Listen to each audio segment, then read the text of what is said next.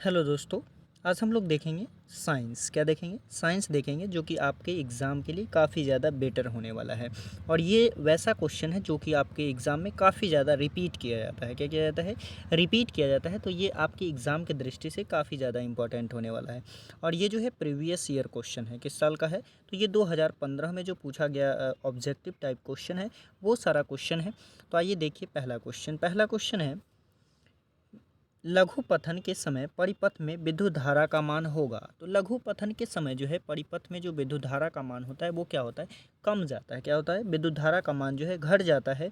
जबकि short circuit, इसे जो है शॉर्ट सर्किट और ओवरलोडिंग भी कहते हैं। क्या कहते हैं? शॉर्ट सर्किट और ओवरलोडिंग। इसे शॉर्ट सर्किट कहते हैं। जबकि अतिभारण क्या होता है? एक होता है आपका अतिभारण। अतिभारण का मतलब होता है कि ओवरलोडिंग। क्या होता है? ओवरलोडिंग। ओवरलोडिंग कब होता है? तो ओवरलोडिंग होता है यानी जब विद्युत धारा का मान जो है बहुत ज़्यादा बढ़ जाता है। क्या हो जाता है? विद्युत धारा का मान जो है बढ़ जाता है, तो उसे क्या कहते हैं? अतिभारण कहते हैं। तो आपसे एग्जाम में 2 नंबर में भी पूछ लिया जाता है कि लघु पथन और अतिभारण से आप क्या समझते हैं? तो लघु पथन कहते हैं जब परिपथ से जो है विद्युत धारा का मान क्या हो जाए? कम जाए, तो उसे कहते हैं लघु पथन। जब अतिभारण किसे कहते हैं? तो जब विद्युत धारा का मान जो है अचानक से बढ़ जाए, तो उसे क्या कहते हैं? बढ़ जाए तो उसे क्या कहते हैं? उसे कहते हैं आपका अतिभारण। नेक्स्ट क्वेश्चन देखिए।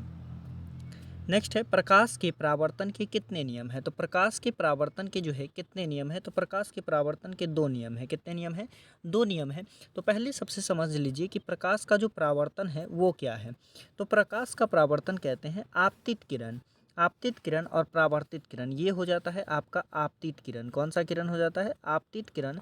और ये जो है आपका परावर्तित किरण हो जाता है। तो आपतित किरण और परावर्तित किरण, आपतित किरण किसी परावर्तक सतह, ये जो है परावर्तक सतह है, परावर्तक सतह से जो है टकराने के बाद पुनः उसी दिशा में लौट जाता है। तो इस घटना को क्या कहते हैं? तो इस घटना को प्रकाश का परावर्तन कहते हैं। और इसके 2 नियम हैं। कितने नियम हैं? 2 नियम। तो पहला नियम क्या कहता है कि यहाँ एक अभिलंब डाला जाता है। क्या डाला जाता है? अभिलंब। तो पहला नियम है कि आपतित किरण, परावर्तित किरण और अभिलंब जो है तीनों एक ही तल में स्थित होता है। जबकि दूसरा नियम कहता है कि आपतन कोण और परावर्तन कोण क्या होगा? आपतन कोण और परावर्तन कोण यानी कोण आई बराबर जो है कोण आर होगा। ये क्या है? तो ये प्रकाश के परावर्तन के दूसरा नियम है। तो इसे भी आप याद रखिएगा। 2 नंबर में भी पूछा जाता है और 1 नंबर में इसी प्रकार से पूछा जाता है। तो इसका सही आंसर कौन सा हो जाएगा? तो सही आंसर ऑप्शन नंबर बी है। नेक्स्ट क्वेश्चन देखिए। नेक्स्ट है, किसी बल्ब से 220 वोल्ट पर 2 एम्पियर की धारा प्रवाहित होती है तो फिलामेंट का प्रतिरोध होगा। तो प्रतिरोध बराबर क्या होता है? तो प्रतिरोध का फार्मूला होता है कि V बराबर आई आर। क्या होता है? V बराबर आई आर। आपको प्रतिरोध निकालना है तो प्रतिरोध R हो जाएगा। और ये I जो है मल्टीप्लाई में है, तो इधर आकर के क्या हो जाएगा? इधर आकर के डिवाइड में हो जाएगा।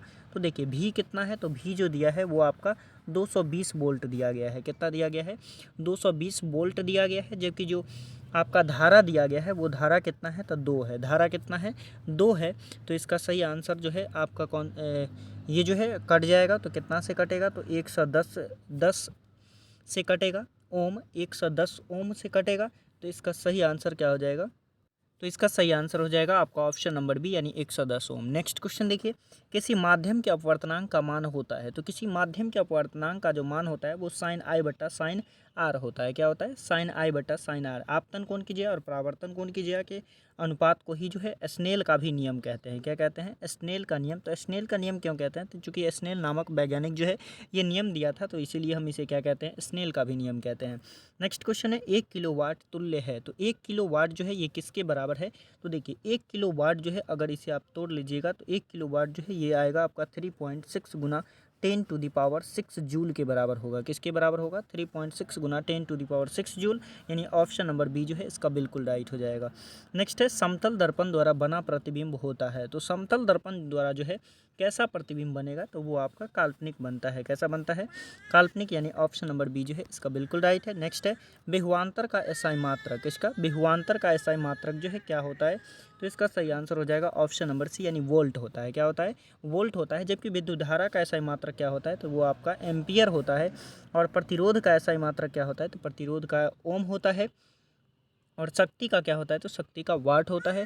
देखिए अब यहाँ से पूछ लिया जाता है कि जो प्रतिरोधकता होता है, क्या होता है, प्रतिरोधकता। ये क्वेश्चन बार बार पूछा जाता है कि प्रतिरोधकता, प्रतिरोधकता का एसआई मात्रक क्या होता है, तो इसका एसआई मात्रक होता है आपका ओम मीटर। क्या होता है, ओम मीटर। तो ये भी आप याद रखिएगा, इसे जो है रो के द्वारा सूचित किया जाता है। नेक्स्ट क्वेश्चन देखिए, नेक्स्ट है सोडियम कार्बोनेट का अणुसूत्र है। तो सोडियम कार्बोनेट का जो अणुसूत्र होगा वो क्या होगा, तो Na2CO3 होता है। क्या होता है, Na2CO3 होता है। जबकि साधारण नमक का जो सूत्र होता है वो क्या होता है, तो NaCl होता है। नेक्स्ट क्वेश्चन देखिए, नेक्स्ट है कार्बोनिल समूह को सूचित किया जाता है। तो कार्बोनिल समूह को जो है सूचित किसके द्वारा किया जाता है, तो वो किया जाता है आपको CO के द्वारा। किसके द्वारा, CO के द्वारा, या इसी को जो है हम कीटोन भी कहते हैं। कौन सा ग्रुप कहते हैं, तो कीटोन ग्रुप भी कहते हैं। जबकि CHO को क्या कहा जाता है, तो CHO को एल्डिहाइड कहते हैं। क्या कहते हैं, एल्डिहाइड। और ये कौन सा ग्रुप है, तो ये आपका एसिड ग्रुप है। नेक्स्ट क्वेश्चन देखिए, नेक्स्ट है इथाइल अल्कोहल का अणुसूत्र होता है। तो इथाइल अल्कोहल कौन सा, मिथ इथ, इथ का क्या होता है, तो C2 हो जाएगा और H5OH हो जाएगा, यानी ये आपका इथाइल अल्कोहल हो गया। तो इसका फार्मूला कौन सा है, तो ये आपका बी नंबर जो इसका आंसर है बिल्कुल राइट है। जबकि ये ए जो है आपका मिथाइल अल्कोहल हो जाएगा। नेक्स्ट क्वेश्चन देखिए, निम्न में से कौन आयनिक यौगिक है। तो आयनिक यौगिक जो है कौन सा होगा, तो ये जो आयनिक यौगिक है ये आपका ऑप्शन नंबर सी हो जाएगा, यानी कैल्शियम क्लोराइड, यानी ऑप्शन नंबर सी जो है बिल्कुल राइट है। नेक्स्ट है आवर्त सारणी के शून्य समूह का तत्व है। तो देखिए आवर्त समूह का शून्य समूह का जो तत्व होगा वो कौन सा हो जाएगा, तो वो आपका हीलियम होगा। कौन सा होगा, हीलियम। और इसके अलावा नियॉन हो जाएगा, इसके अलावा आर्गन हो जाएगा, या इसी सब को जो है अक्रिय गैस भी कहा जाता है। क्या कहा जाता है, अक्रिय गैस, या इसी का दूसरा नाम है नोबल गैस। क्या कहते हैं इसे, नोबल गैस भी कहा जाता है। जबकि ये वर्ग में जो है मॉडर्न आवर्त सारणी में कौन से वर्ग का तत्व है, तो ये आपका 18वें वर्ग का तत्व है। जबकि अगर मेंडलीव के अनुसार कहा जाए तो ये शून्य वर्ग का तत्व है। तो इसका सही आंसर कौन सा हो जाएगा, तो सही आंसर जो है ऑप्शन नंबर बी हो जाएगा। नेक्स्ट है मीथेन में कितने सहसंयोजक बंधन होते हैं। तो देखिए सहसंयोजक बंधन जो मीथेन में होते हैं, इसका सही आंसर हो जाएगा आपका ऑप्शन नंबर बी हो जाएगा। कौन सा हो जाएगा, बी हो जाएगा। लेकिन कौन कौन होगा, अगर मान लीजिए मीथेन अभी दिया फिर इथेन दे देगा तो कैसे निकालिएगा। मीथेन का फार्मूला आप जानते हैं कि इसका फार्मूला होता है CH4। क्या होता है, CH4 होता है। तो एक ही कार्बन है तो हाइड्रोजन 4 है, तो चारों तरफ से क्या जुड़ जाएगा, हाइड्रोजन जुड़ जाएगा। तो ये जितना भी इस सिंगल सिंगल से जुड़ा ये संयोजक बंधन को बताता है। तो ये 1 हो गया, 2 हो गया, 3 हो गया, और ये कितना, 4 हो गया। यानी ऑप्शन नंबर कौन सा सही है, तो ऑप्शन नंबर जो है इसका, तो देखिए इसका सही आंसर ऑप्शन नंबर बी हो गया। नेक्स्ट क्वेश्चन है निम्न में कौन अवकारक नहीं है। तो कौन सा जो है अवकारक नहीं है, तो ये आपका हाइड्रोजन जो है अवकारक नहीं है, यानी ऑप्शन नंबर ए जो है बिल्कुल राइट है।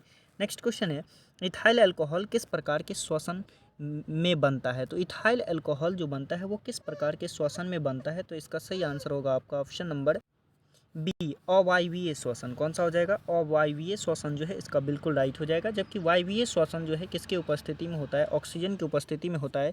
और अवायवीय श्वसन जो है आपका ऑक्सीजन की अनुपस्थिति में होता है।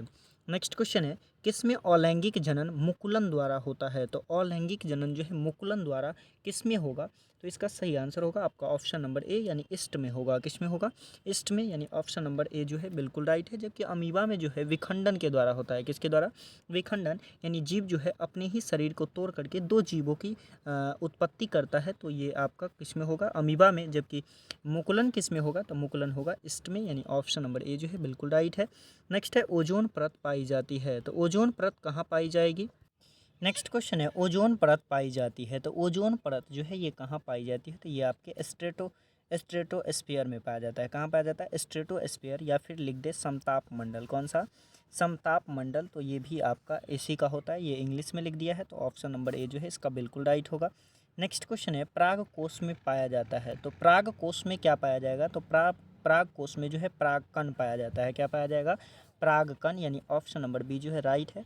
नेक्स्ट है ग्वाइटर अवस्था घेघा पनपता है। तो ग्वाइटर जो अवस्था होता है घेघा, वो कहाँ पनपता है या किसकी कमी से पनपता है, तो ये आपके आयोडीन की कमी से पनपता है। किसकी कमी से, आयोडीन, यानी ऑप्शन नंबर बी जो है इसका बिल्कुल राइट है। थायराइड ग्रंथि जो है यहाँ पे है थायराइड ग्रंथि थायरॉक्सिन हार्मोन को बनाना कम कर देता है, जिसके कारण जो है आपका क्या हो जाता है, ग्वाइटर रोग हो जाता है। नेक्स्ट है द ओरिजिन ऑफ स्पीस नामक पुस्तक किसने लिखी था। ओरिजिन ऑफ स्पीस नामक पुस्तक कौन लिखे हैं, तो ये लिखने वाले जो हैं आपके कौन है, डार्विन है। कौन है, डार्विन लिखे हैं। तो इसका सही आंसर आपका ऑप्शन नंबर ए हो जाएगा। कौन सा है, ऑप्शन नंबर ए जो है बिल्कुल राइट है। तो ये आपका जो है 2015 का जो पूछा गया क्वेश्चन था, टोटल 20 क्वेश्चन पूछा गया था, तो 20 का 20 आंसर है। और इसी से जो है आपका अब जो नेक्स्ट एग्ज़ाम होने वाला है 2024, ये जो आपको होने वाला है, उसमें भी सेम क्वेश्चन पूछा जाता है, यानी प्रीवियस ईयर क्वेश्चन से काफ़ी सारा क्वेश्चन जो है उठा लिया जाता है। तो आज के लिए इतना ही, फिर मिलते हैं नेक्स्ट वीडियो में।